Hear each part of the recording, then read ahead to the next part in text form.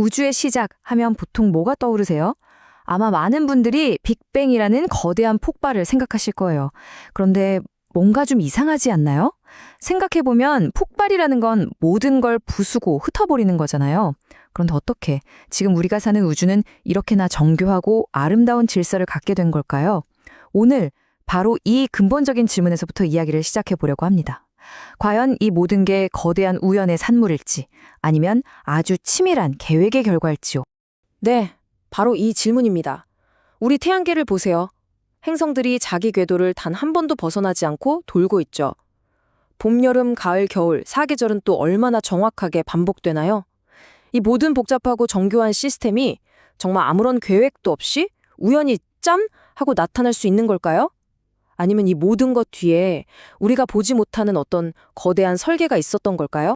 자, 왼쪽을 한번 보세요. 폭발하면 딱 이런 모습이죠. 그야말로 혼돈, 무질서 그 자체입니다. 모든 게 흩어지고 부서지죠. 그런데 오른쪽, 지금 우리가 경험하는 우주는 정반대예요. 놀라울 정도로 질서정연하고 예측 가능한 법칙들로 가득 차 있습니다. 이 극명한 차이, 바로 이게 우리가 마주한 미스터리입니다. 이 엄청난 질서는 대체 어디서부터 온 걸까요? 자, 그럼 이번에는 완전히 다른 관점에서 이 질문에 접근해 보겠습니다. 성경의 가장 첫 페이지, 창세기는 이 질서의 기원에 대해 아주 명확한 답을 제시하고 있거든요. 이건 그냥 오래된 신화나 전설이 아니라 이 세상의 시작과 주인이 누구인지에 대한 아주 강력한 선언문과도 같습니다. 그 시작은 단 한 문장으로 모든 걸 정리합니다. 바로 이 구절입니다. 세상은 우연한 폭발이 아니라 하나님의 의도적인 계획으로 시작되었다는 선포죠. 그런데 있잖아요. 이 짧은 문장 속에 들어있는 단어 하나하나에 정말 어마어마한 의미가 숨어 있습니다. 지금부터 저랑 같이 그 의미를 한번 파헤쳐 보시죠. 먼저 태초에, 이게 히브리어 원어로는 베레시트라고 하는데요.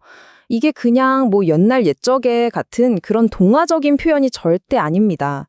이건 모든 존재, 모든 시간, 모든 역사의 가장 근본적인 출발점이 바로 하나님이라는 걸 선언하는 아주 강력하고도 근본적인 단어예요. 그리고 창조하다라는 동사 바라가 나옵니다. 이게 진짜 중요해요. 왜냐하면 이 바라라는 단어는 성경에서 딱 하나님한테만 사용되는 아주 특별한 단어거든요.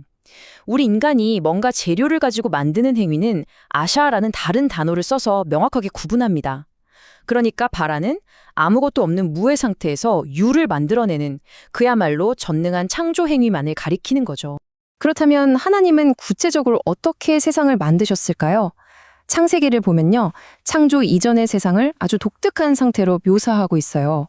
그리고 바로 그 뒤죽박죽인 혼돈 속에서 어떻게 완벽한 질서가 탄생하는지 그 체계적인 청사진을 우리에게 단계별로 보여줍니다. 창조 이전의 상태를 성경은 딱 세 단어로 요약합니다. 바로 혼돈, 공허, 흑암. 말 그대로 형태도 없고 생명도 없고 빛조차 없어서 뭐가 뭔지 분간할 수 없는 그런 상태였던 거죠. 하나님의 창조는 바로 이 텅 비고 어두운 무질서의 캔버스에 질서라는 그림을 그리는 것에서부터 시작됩니다. 질서를 세우는 과정이 정말 놀랍도록 체계적이에요. 첫째 날에는 빛과 어둠을 나누시고 둘째 날에는 하늘 위의 물과 아래의 물을 나누어서 공간을 만드십니다. 그리고 셋째 날, 물을 한 곳으로 모아서 드디어 땅을 드러내시죠. 자, 여기서 계속 반복되는 핵심적인 행동 혹시 눈치채셨나요? 바로 나누는 거예요. 분리하는 거. 뒤죽박죽 섞여 있는 혼돈을 정리해서 질서를 세우는 가장 기본적인 작업인 셈이죠. 그리고 이 순서를 보면요. 하나님의 계획이 얼마나 철저했는지 알 수 있어요. 처음 3일 동안은 생명이 살아갈 무대, 즉 공간을 먼저 만드셨습니다.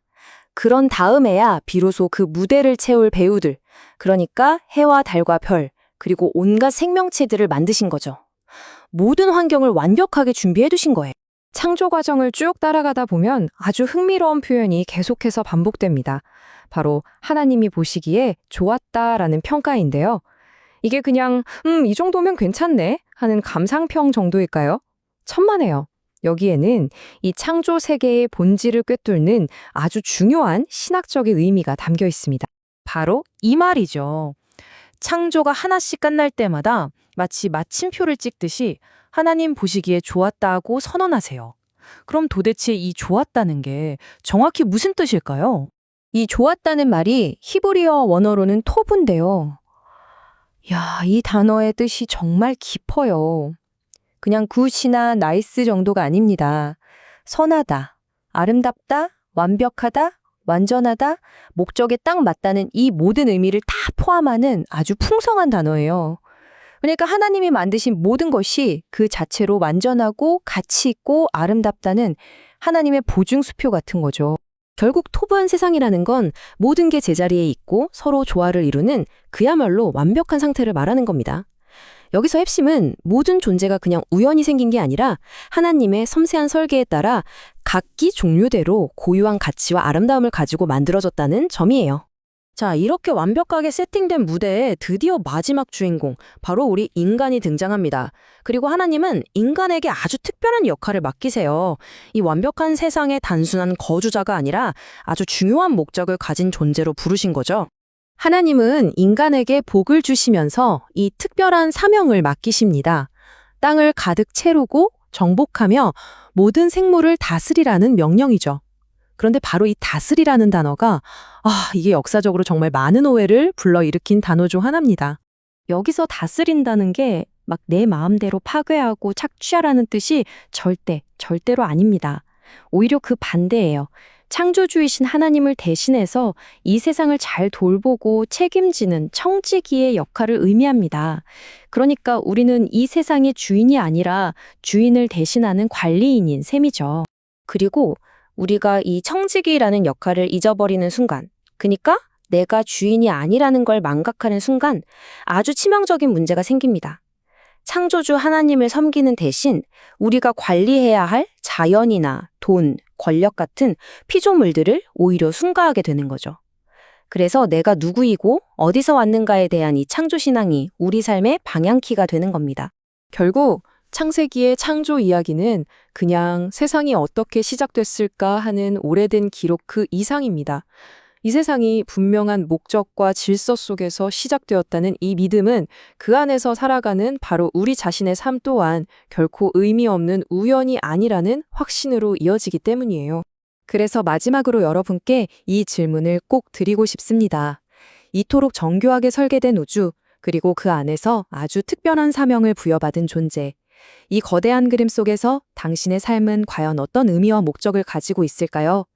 어쩌면 이 창조 이야기는 바로 그 질문에 대한 답을 찾아가는 우리 모두의 여정, 그 시작점일지도 모르겠습니다.